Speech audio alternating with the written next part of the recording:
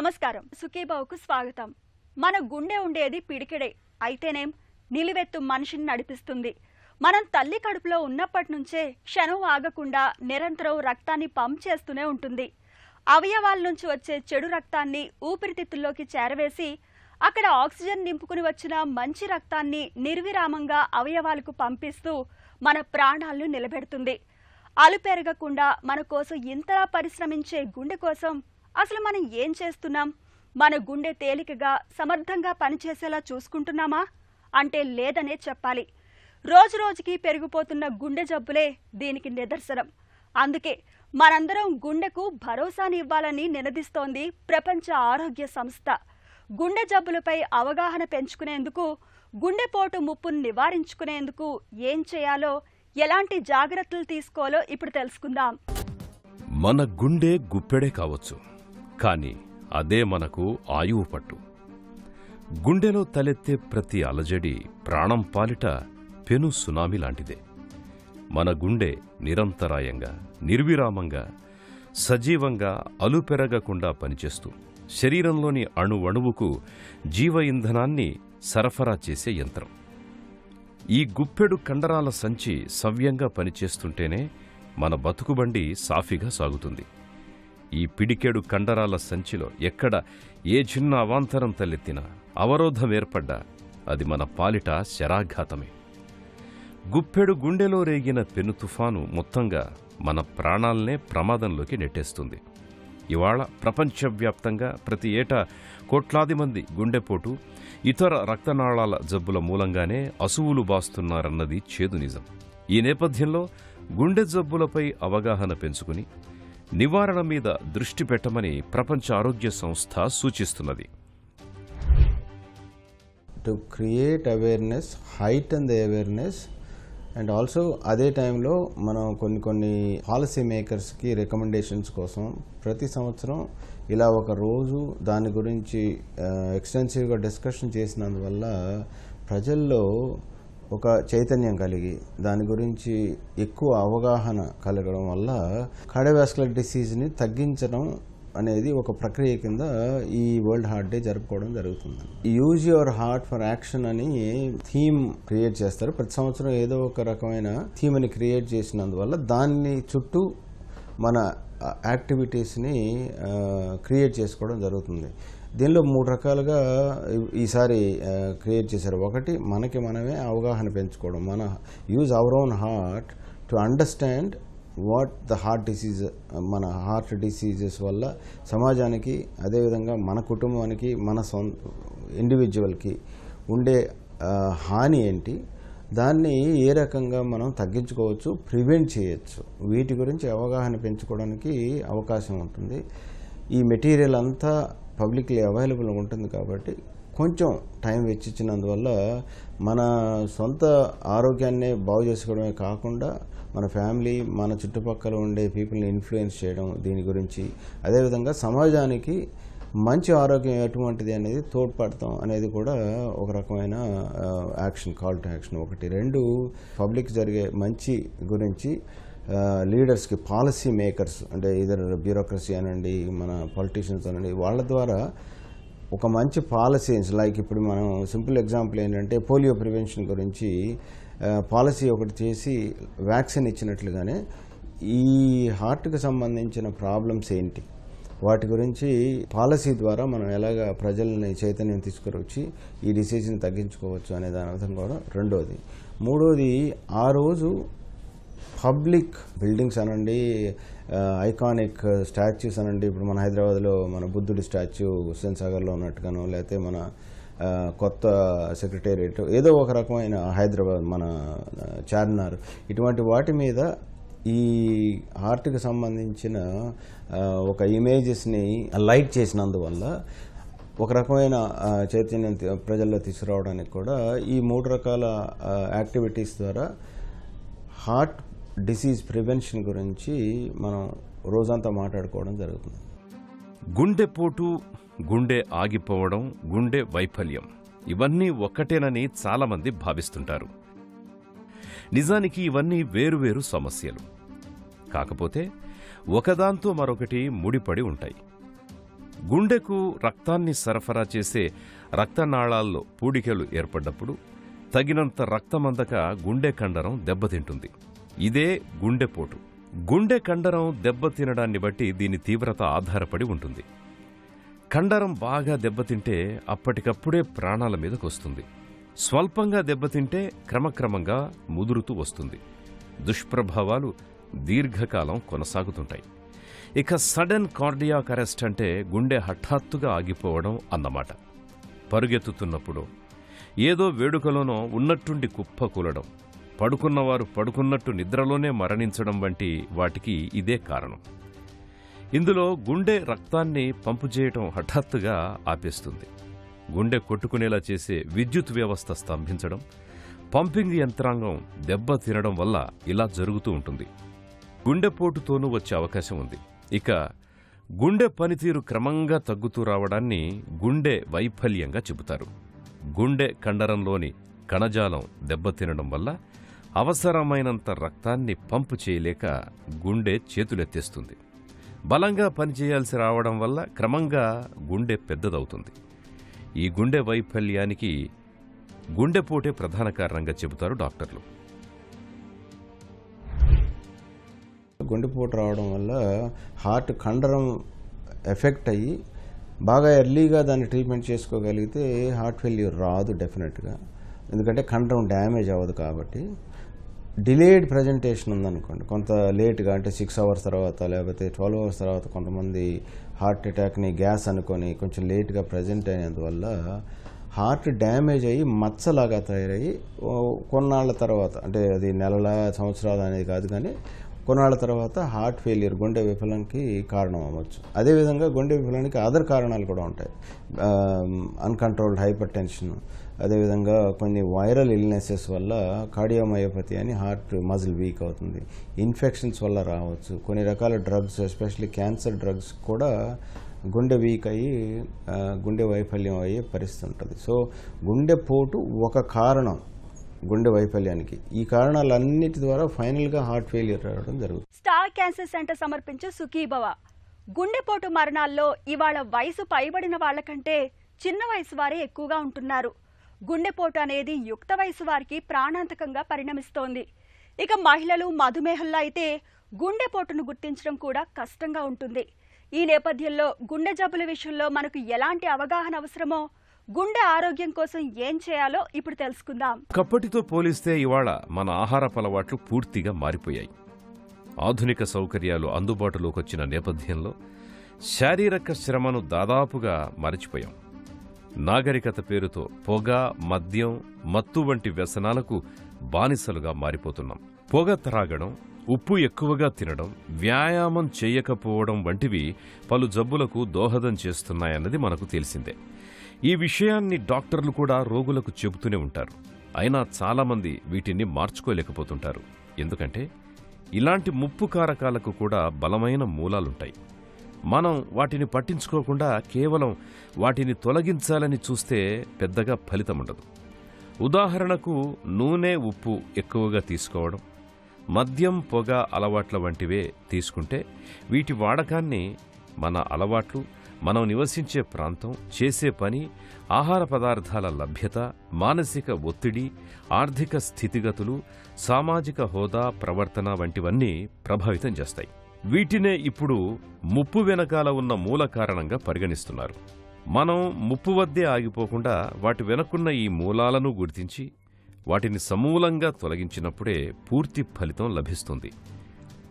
వాహనం ప్రమాదానికి గురికాకుండా చూసుకోవడం డ్రైవర్ బాధ్యత. అలాగే మన ఆరోగ్యానికి మనమే డ్రైవర్.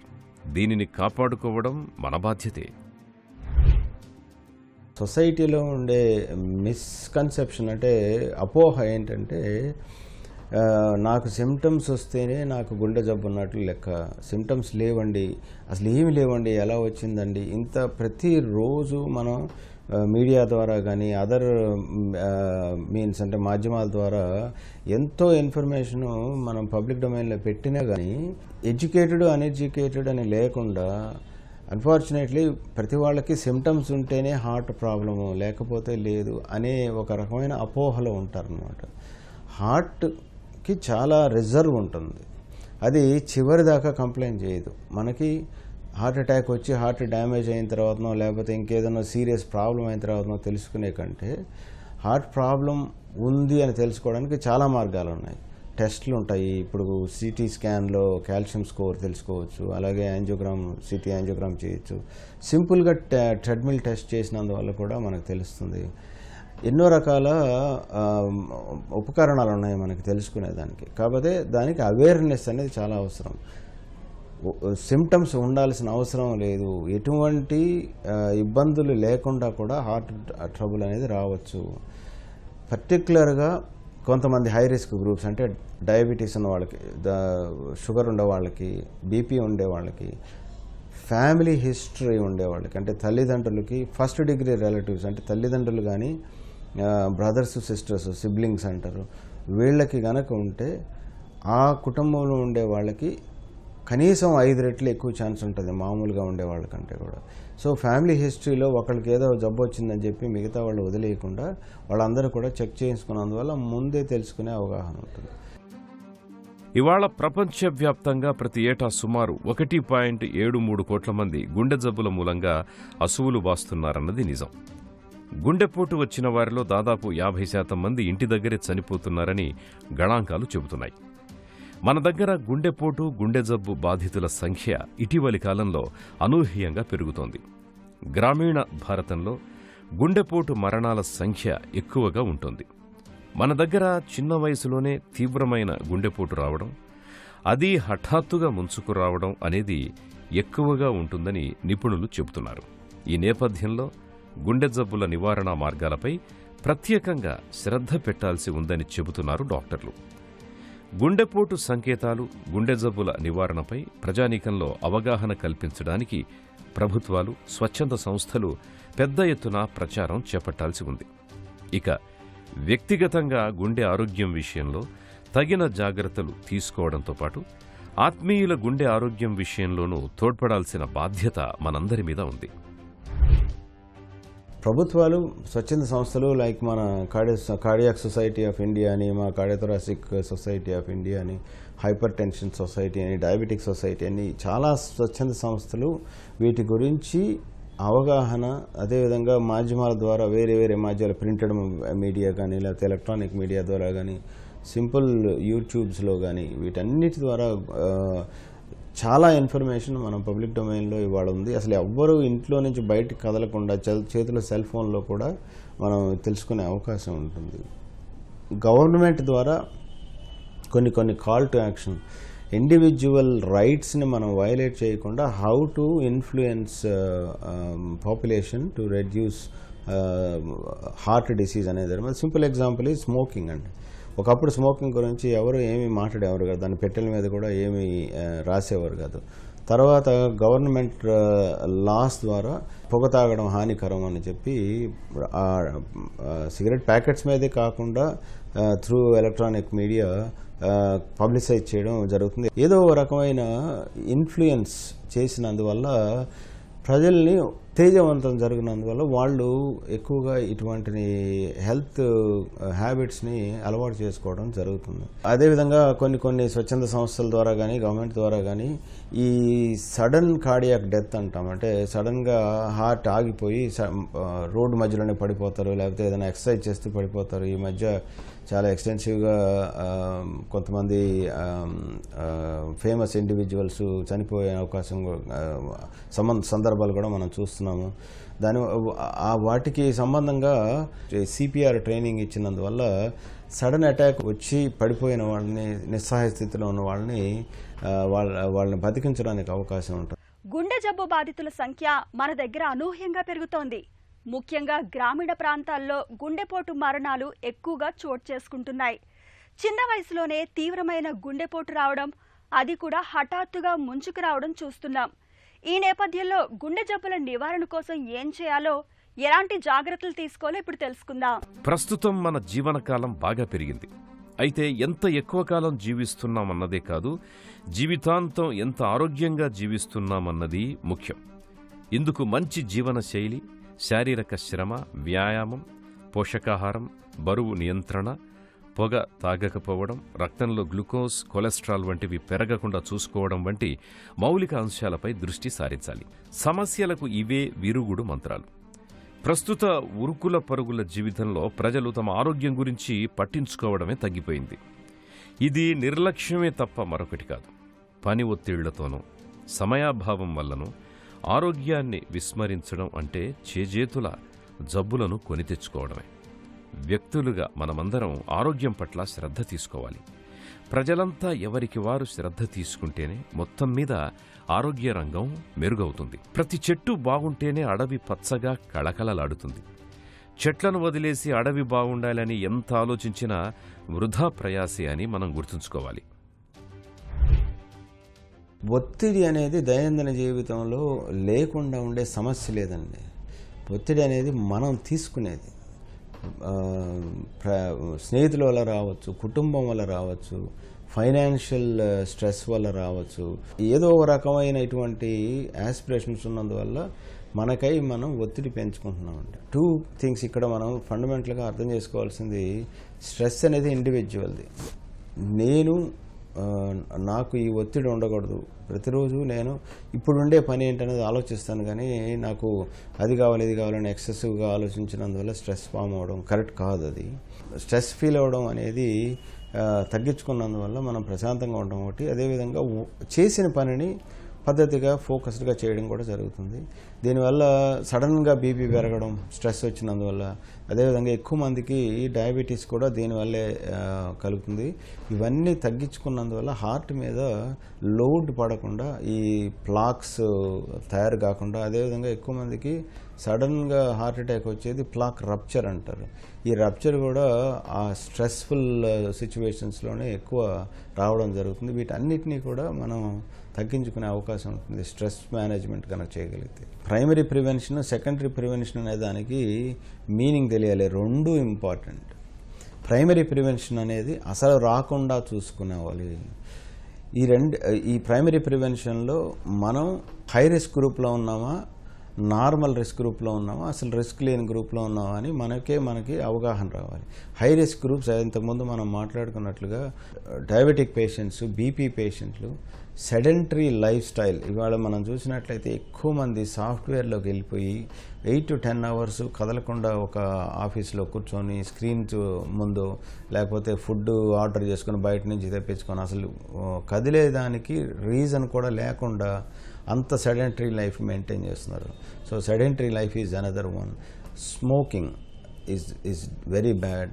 అదేవిధంగా family history, strong first degree రిలేటివ్స్కి కనుక ఫ్యామిలీ హిస్టరీ ఉంటే, ఫాదర్స్కి అలాగే బ్రదర్స్కి ఇలా ఉంటే వీళ్ళందరూ హై రిస్క్ గ్రూప్లో ఉంటారు. They need to have every year health checkups from 35 years onwards.